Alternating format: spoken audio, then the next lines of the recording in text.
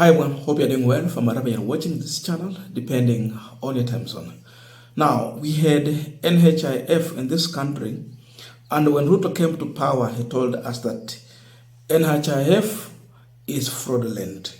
Therefore, they were looking for a health system that is going to help Kenyans without playing with the taxpayers' money. So we moved from NHIF to SHA. I know many people, their pay slips have really suffered because SHA is deducting in different categories. There are those whom they are deducting a lot of money. And even the unemployed ones, there are those who are paying 800, 1,000 and like that. And there are those who are on 500.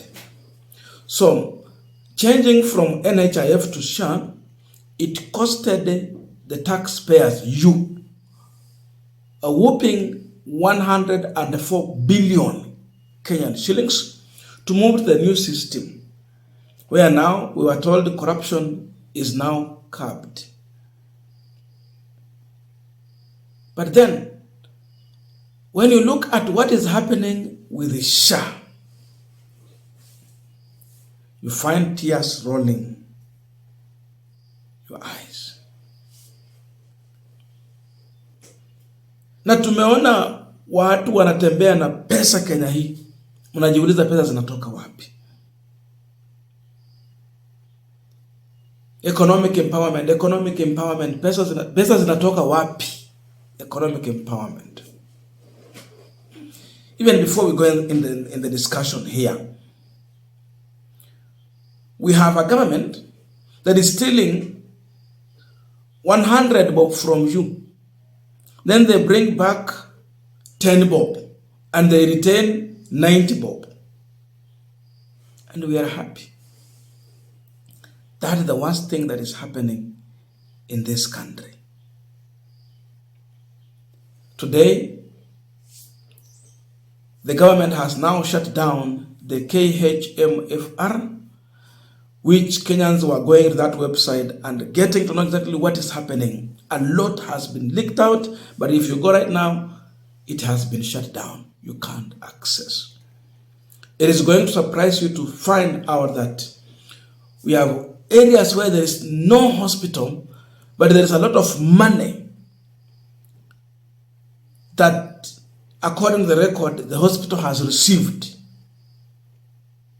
Yengine wamejenga tu manyata yenye hakuna mtu anaenda pale kuhudumiwa, lakini unasikia the hospital has received funds from SHA walitibu wagonjwa.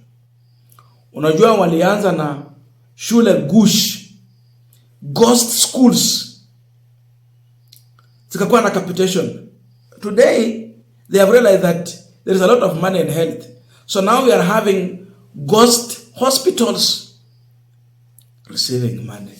We will look in that story here. It has been shared in the newspapers. But before we go deep into that discussion, I have a quick and humble request. For those who are watching the channel and you have not yet subscribed, please consider subscribing.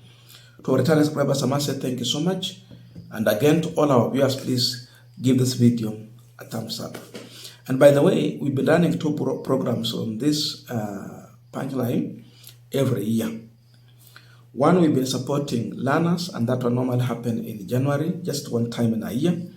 Then secondly, we used to support the church. And some of you asked me, kwani mambo ya kusupport kanisa ilifika wapi? And all that. So it's two programs. Inafanyika tu mara moja kwa mwaka. And I'm here with this card from Maranatha. This is just the same church we supported last time. And I looked at that church. Most of the people going to that church, they are college students and high school. Then few people, locals there. Lakini wengi ni wanafunzi. The issue is that yes, we help the church. They are somewhere. Watakuwa wanamalizia mambo ya ujenzi soon. But sisi tulimaliza upande wetu. The other issue is that they don't have instruments. And you know, in the modern world we are living in, the issue of those drums is really not making that much sense. And again, to improve on their service, I just looked at one thing and I said that, okay, I bought them a keyboard, but it's not enough. They need the speaker and the amplifier, or I think mixer, something like that. So I'm back here requesting for your support so that we can just help them with the music system, so that the students who are going to that church at least can have better time to be in the church rather than being involved in other things like mihadarati and all that. So they have requested me again to help them, and I decided that I will be part of this church and I will make it also to be my church where I will be going. Nimekuwa nikienda huko for the past time. So I'm requesting you kindly to support with whatever you can have so that we can purchase the instruments to add on what I had delivered to the church. You can send in your support through my number as usual, 070834 0092. 070834 0092. The name is Charles. Getting a speaker and a mixer, it can cost about a mixer like 40,000. We have one. We just need one speaker for a start, 20,000. That's about 60,000.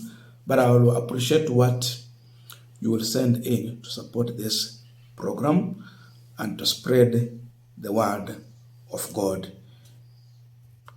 Ile nasema ni kwamba this channel has really helped that church to move it from one step to another. They were in a muddy structure. Saizi muddy haiko. The church is in a better place and they will be finishing the church. So wacha tuwasaidie tumalize haya mambo, itakuwa ni sawa. I've used a lot of time, but I apologize for that. So let us go to the discussion. Now, there are those images of various structures of the health facilities. There is one man, Abdi Muhammad, and there is this structure of a hospital that was shared here. Abdi Muhammad is the co-founder and the CEO, is the former co-founder, CEO, and the managing director of London Hospital. You can see the structure there is on a building that is still under construction. This man is also serving as the chairperson of SHA. That hospital has received money in millions. He's the chairman of SHA. Aden Wale came out to defend this man. This is what he's saying. Social Health Authority SHA chairman Abdi Muhammad used to own London Hospital. There is no conflict of interest. Nasema hakuna. When you look on other structures, like Tumti cha Medical Center, iko kwa Manyata hapo, Limited, PO Box L Run. Hiyo ni hospitali. Inapata pesa in millions, but look at the structure. Pale ndio wanatibu watu, and SHA has been approved there. There are other several hospitals also. Scovia Healthcare Services. There is Nyandiwa Health Center. Ilikuwa inafanya kazi ikafungwa, nyazi imemea, ni mahame kwa ufupi. But they are receiving money. These are the ghost hospitals. Saizi kuenda kwa SHA, kuna mtu alikuwa anasema eti anajaribu kulinganisha SHA na NHIF. NHIF was better. if we are comparing to this one. SHA wanakuambia pay the whole year. Sana sana kwa wale ambao hawajaajiriwa. Wale wameajiriwa, mtuambie, is it monthly? Of course itakuwa monthly. Lakini watu kama sisi tunaambiwa pay for the whole year, 12 months. Sio monthly vile unapata ndio upate hizi services. This is heartbreaking. And that's the regime we have. That's the government we have.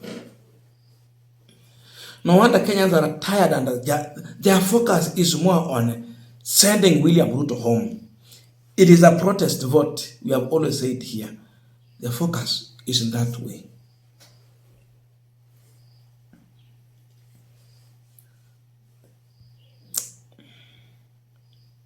It is also in the news, Daily Nation, SHA 10 billion fraud plot exposed SHA woes. SHA ni sakata juu ya sakata. SHA rest in peace of rip off. Let me just read this one.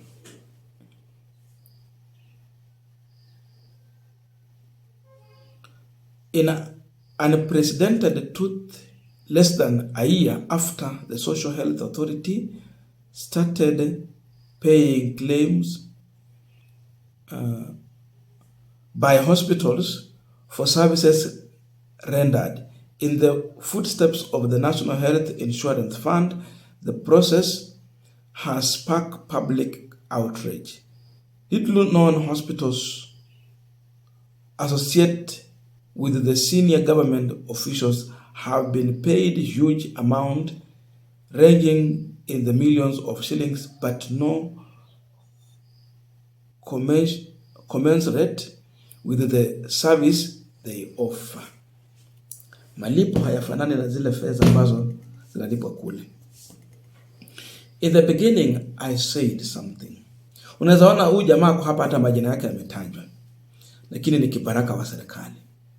Mmewahi jiuliza zile pesa zenye tunaona kila siku Kimani Chungwa, the Deputy President Kithure Kindiki are walking around with in the name of the economic empowerment? Mmewahi jiuliza pesa zinatoka wapi? The regime is coming to blind the people. They come with economic empowerment. If they steal 10 billion, they go and do an economic empowerment of 1 billion. 9 in their pocket. Imagine how huge they're stealing from you. And we are happy. They are coming with economic empowerment. They come with handouts. When you see a regime that comes with handouts, they are coming to bribe you because they have stolen a lot from you. Hapo ndio tuko. Fraudulent administration. It is huge. It is heartbreaking. But that's the government we have. I can't say too much, but now we are in this mess. Na utapata watu wanashabikia hii serikali, wataipigia kura. Je, hii ni ungwana